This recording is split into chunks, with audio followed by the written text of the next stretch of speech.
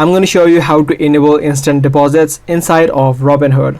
If you don't want to wait out a couple of days for your deposits to reach inside of Robinhood and you want it to happen instantly, let me show you the steps that you need to follow.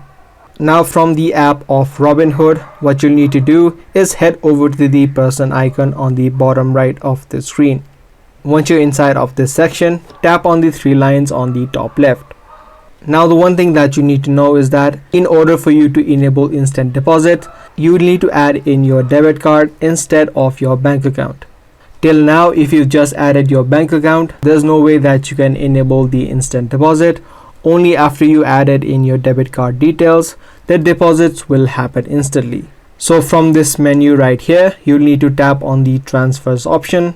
And through the transfers page, just scroll down to the bottom of this page and head over to linked accounts. Inside of the linked accounts option, you're gonna see the accounts that you've previously linked. But if you haven't, you'll have the option of choosing the type of account that you're trying to link.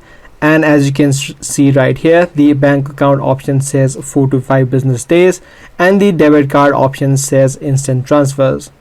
So in order for you to enable this, just tap on the instant transfers option and then add in your debit card details and then link it with the Robinhood account.